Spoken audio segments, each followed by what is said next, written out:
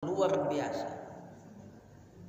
Syekh As-Sayyid Abdul Hayy Al-Kattani dalam kitab Matali'us Sa'adah menyebutkan Sayyiduna Khadir, yang dikata Khidir, ya, sa'altu katsiran minal awliya, saya udah nanya sama banyak para wali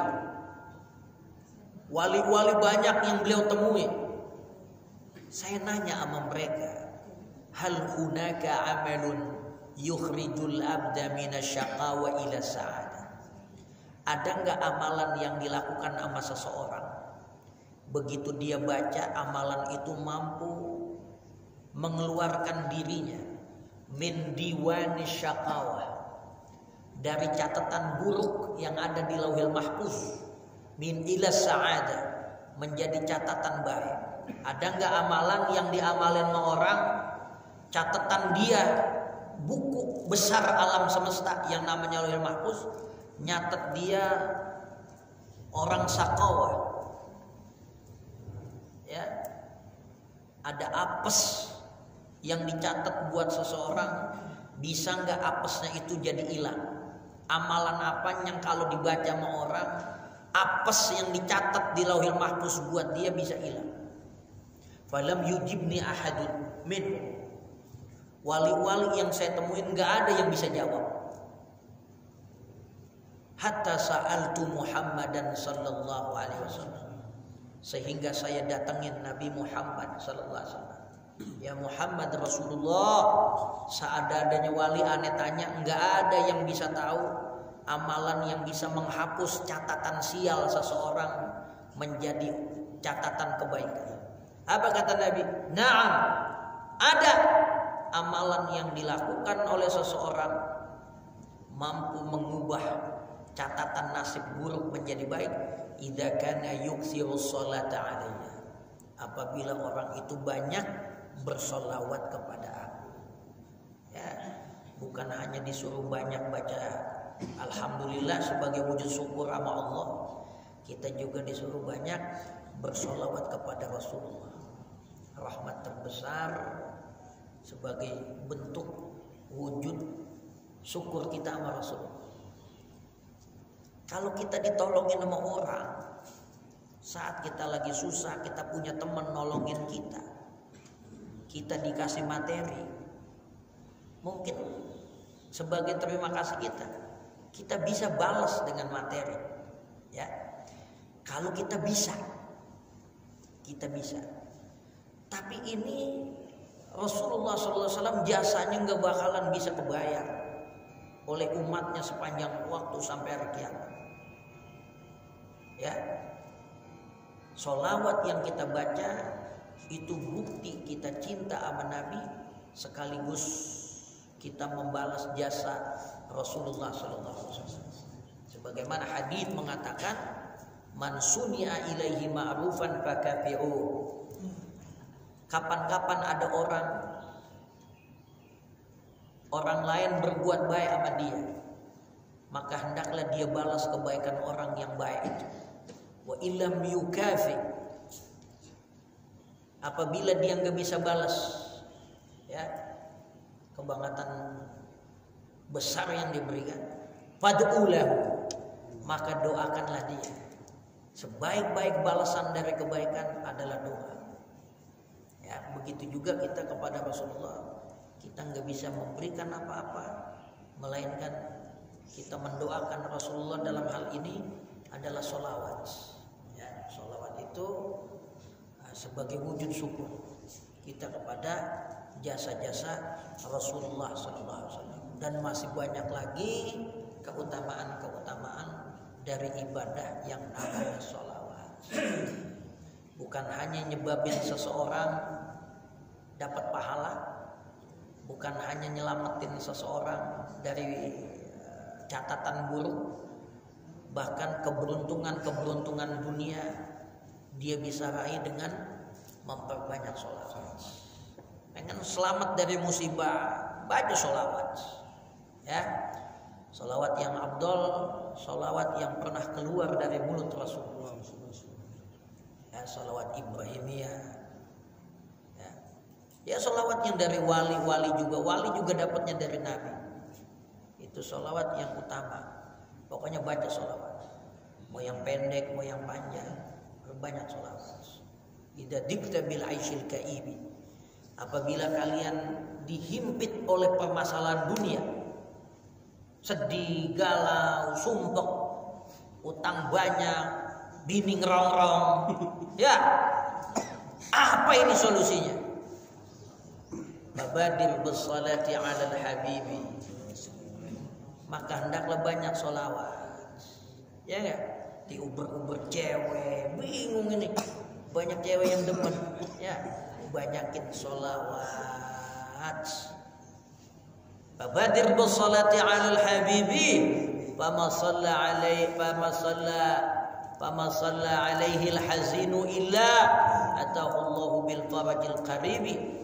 Enggak ada orang yang sedih, enggak ada orang ngalamin susah apabila dia banyak bersolawat kepada Rasulullah. Maka kesusahannya Allah ganti kemudahan, kesedihannya Allah ganti sama kesenangan. Ibadah yang luar biasa, yaitu solawat. Terakhir sebagai penutup kajian kita, ada ulama besar namanya Al-Imam Al-Hasan Al-Basri. Dia masuk dalam periode tabi'in, ya. Imam Al-Hasan Al-Basri didatangin nama ibu-ibu yang dia anaknya meninggal duluan. Dia punya anak perempuan meninggal duluan. Pengen banget dia tahu kondisi anaknya, paling kagak dalam mimpi lah. Udah bertahun-tahun anaknya meninggal, kangen dia, pengen nemuin anak yang disayang. Dia datang kepada Al-Imam Hasan Al-Basri. Dia pengen tahu anaknya di sana dapat nikmat apa dapat azab. Dia pengen ngelihat walaupun itu dalam mimpi. Dia datengin Imam Hasan Al-Basri. Ini emak ini juga emang tahu ini si anak ini sama ibadah rada ogah dan rada-rada bader gitu ya, setengah jablay dah, ya. Sal malam minggu demen banget gitu nongkrong di kebun kosong sama lapangan ono tanah merah di Mojong. Si emak pengen banget tahu kondisi dia ini. Dia datengin Al-Imam Hasan Al-Basri. Kata Imam Hasan Al-Basri, ya udah, entar malam, tengah malam bangun. Begitu ente bangun, ente wudhu yang sempurna. Jangan asal-asalan, yang rapi gosokan-gosokannya. Ya, begitu wudhu, ente sholat 4 rakaat. Habis Fatihah tiap rakaat bikin 2 salam. Rakaat pertama Fatihah Al-Hakumut. Rakaat kedua Fatihah Al-Hakumut. Salam. Bangun lagi 2 rakaat. Al-Fatihah Al-Hakumut.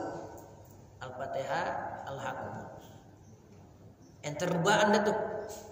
Habis sholat. Habis rebahan ente baca sholawat yang banyak sampai tidur. Enggak kehitung. Pokoknya sampai tidur aja. Baru baca 20 tidur cukup. Pokoknya sampai tidur aja. Jangan bawa tidur kalau emang belum tidur, baca terus. Gua amalin. Begitu diamalin, benar. Dia ngimpi ngeliat anak. Tumen tuh anak lagi diadab bawa Allah.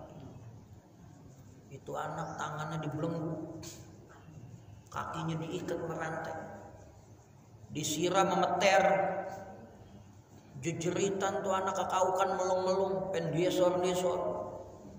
Tolong, kagak nyanggup, ampun. Emaknya sedih banget ngeliat anaknya lagi diazab. Cuman tuh ngimpi habis gitu. Dia mintanya pengen tahu anaknya bagaimana. Pagi-pagi dia datang sama Imam Hasan al-Basri. Ya Imam, itu amalan bener-bener manjur. Ane niatin pengen melihat anak ane yang udah mati. Bener Allah kasih lihat. Cuman perkaranya itu anak bener-bener lagi diazab. Emang sih dia emang bader. Gue maklumin aja dah. Cuman bagaimana nolongin tuh anak supaya jangan diazab lagi. Kata Imam Al-Hasan Al-Basri, ente sodakoh, ente punya pakaian, ente sodakoin sama orang. Ente punya duit, ente sodakoin sama fakir miskin. Niatin pahalanya buat anak.